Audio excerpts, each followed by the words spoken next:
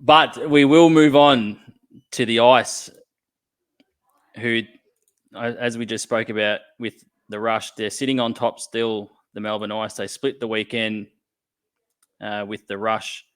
What did you see from the Ice on the weekend, GG? Yeah, so I mean the Saturday just being able to get out that win. Sunday they were in it. I think, I mean, Adelaide just kept on. They were coming in waves, right? Like it was just relentless from Adelaide. I think the Ice is certainly missing Christina Julien, and missing some other players. So we'll see what happens for the rest of the season. I'm just looking at some comments. Sorry, from the chat. Sarah, ha ha ha! I love you guys. Not boring at all. You guys are filling a market. We're super appreciative. I can't watch all the games, so this recap fills me in on what I missed. Thank you, Sarah.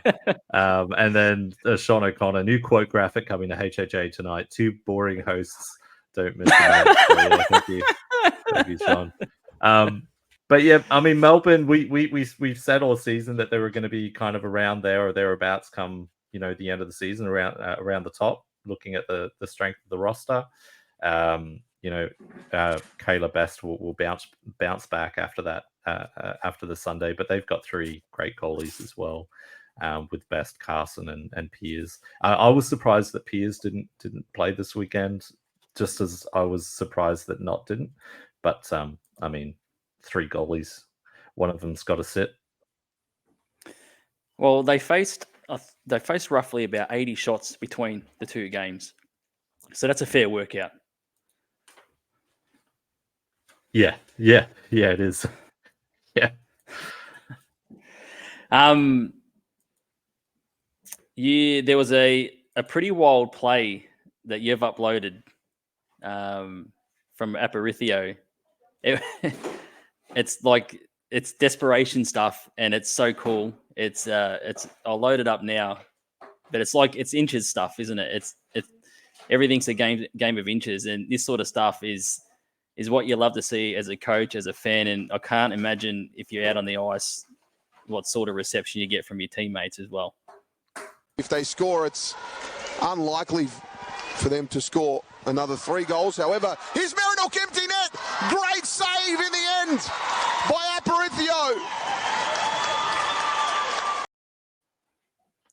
When you think about the games already, it's basically put to bed, and you're still getting that sort of stuff. That's someone who's buying into what you're trying to achieve at the Melbourne Ice.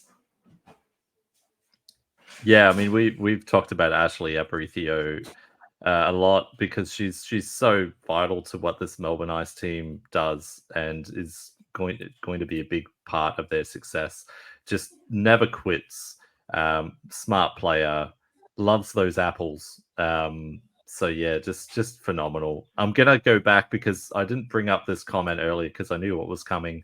Smith's glove save on Sunday was class, highlight reel stuff. Then later in the game, the diving stop from Ice defender on the empty net, brilliant plays. That was from Andrew Egan. I loaded those 2 up specifically for you, mate. And then Andrew, bit out of sorts on Sunday for the Ice. Adelaide really tested them. Joe Phillis confirming that Knott is ready to go, so that's good news. Andrew Egan again on that play, desperation, glorious stuff. That's the takeaway from the loss. Melbourne Ice women's team have made a comment, ran through a wall after that play.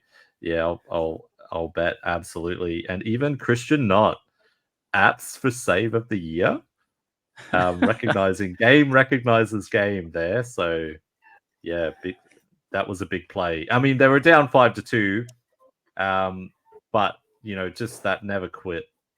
Yeah, just chills. Gives you chills, doesn't it? It's the sort of stuff where, when you think about it, like, you don't have to make that play really. At the end of the day, you could let them put the puck in the net. There's not long to go. Just go, okay, they've got one. But I think it's a really good sign of a player.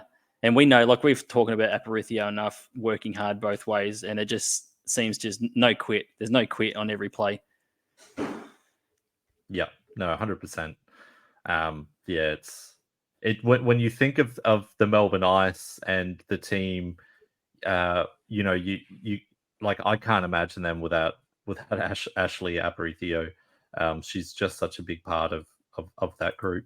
And she's getting rewarded this year on the score sheet. She was the league leader in points up until the weekend, is second in the league in points. So yeah, congratulations. According to Esports Desk. According to Esports Desk. we think... are going to get in so much trouble from someone at Esports Desk. It's going to be... we love you. Difficult job. Let's acknowledge it's a difficult job, and they can only do what they can do, right? So we're not, we love the volunteers, but one thing that we really need, and it's so difficult to cover this sport without being able to tell its stories with confidence and with accuracy, and that's why we bring it up time and again, because that's what we need. That's how you get sponsors on board, when you're able to tell the stories of the sport. I'm just trying to cover myself there, Doogie. I only say that because I had a graphic I made up, a points leader one, and it was Shana Godfrey. And then I said to Gordon, can you post that today? And then Gordon comes back with me. No, it's Aparicio sitting on top. But yeah, we love everyone who helps out and volunteers. That's what it's all about. That's what we do with Hockey Hype as well.